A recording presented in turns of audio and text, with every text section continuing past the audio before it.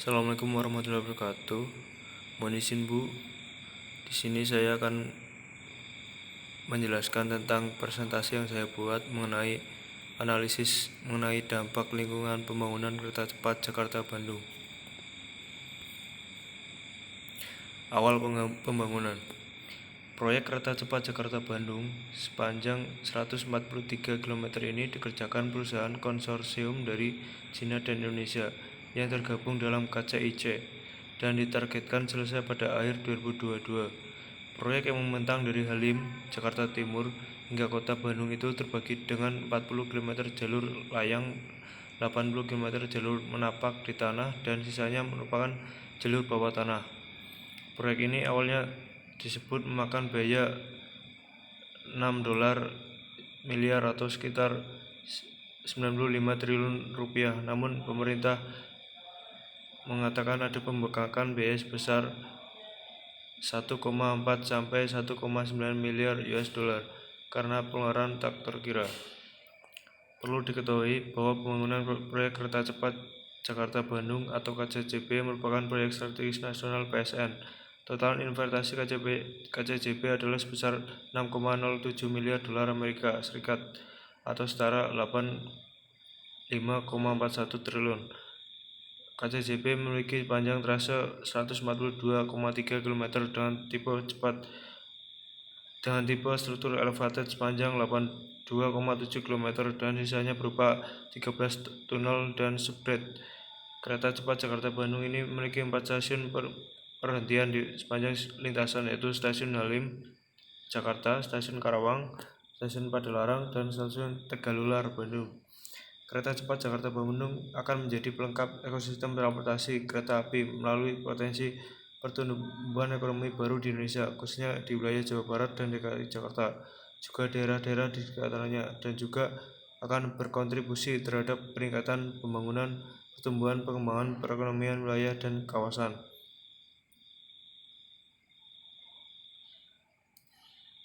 Analisis dampak lingkungan sekitar. Dari yang saya analisis atau yang saya ambil dari artikel, ada 6 dari dampak lingkungan dari pembangunan KCJB tersebut. Yang satu adalah pembangunan proyek tersebut kurang memperhatikan kelancaran akses masuk keluar jalan tol sehingga berdampak terhadap kelancaran jalan tol dan jalan non-tol. 2. Pembangunan proyek tersebut kurang memperhatikan manajemen proyek di mana terjadi pembiaran penumpukan material pada bahu jalan sehingga mengganggu fungsi drainase, kebersihan jalan, dan keselamatan penggunaan jalan. Pembangunan proyek tersebut menimbulkan genangan air pada jalan tol Jakarta Cikampek yang menyebabkan kemacetan luar biasa pada jalan tol dan mengakibatkan banjir. 4. Pengelolaan sistem drainase yang buruk dan keterlambatan pembangunan saluran drainase sesuai kapasitas yang telah terputus setelah kegiatan proyek yang menyebabkan banjir di jalan tol. 5. Adanya pembangunan pilar LRT yang dikerjakan oleh PT KCIC di kilometer 3+800 tanpa izin sehingga berpotensi membahayakan keselamatan pengguna jalan. 6. Pelaksanaan keselamatan dan kesehatan kerja atau K3, keselamatan lingkungan dan keselamatan publik belum memperhatikan peraturan perundangan yang berlaku di Indonesia. Pelaksanaan AMDAL yang dilakukan oleh KCJB. Pelaksanaan proyek mengedepankan keamanan dan keselamatan lingkungan sesuai dengan kajian AMDAL, dan juga perusahaan telah menunjuk beberapa konsultan untuk memastikan aktivitas pembangunan berjalan sesuai dengan ketentuan.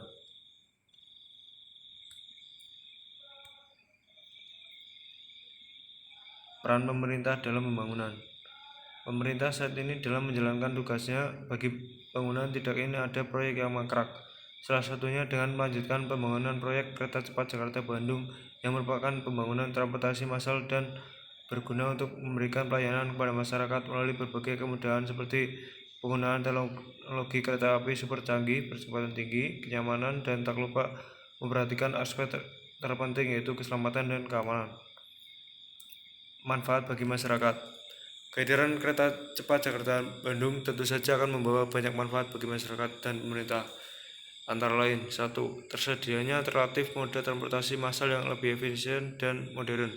2. Perbaikan kinerja sistem jaringan transportasi. 3. Berkurangnya kemacetan, emisi, penggunaan BBM, dan pengembangan waktu perjalanan. 4. Tersedianya lapangan pekerjaan baik pada saat pembangunan proyek maupun saat pengoperasian. 5. Potensi pengembangan kawasan baru atau pertumbuhan ekonomi di sekitar stasiun, seperti adanya UMKM atau usaha mikro kecil. 6. Menumbuhkan peluang usaha khususnya usaha mikro kecil dan menengah UMKM yang dapat menimbulkan multiplier effect. 7. Pemerataan pertumbuhan ekonomi di wilayah sekitar DKI Jakarta dan Jawa Barat dan potensi penerimaan negara baik langsung maupun tidak langsung. Demikian yang saya dapat sampaikan. Bila ada kekurangan atau kata-kata yang salah mungkin bisa dimaafkan. Terima kasih. Wassalamualaikum warahmatullahi wabarakatuh.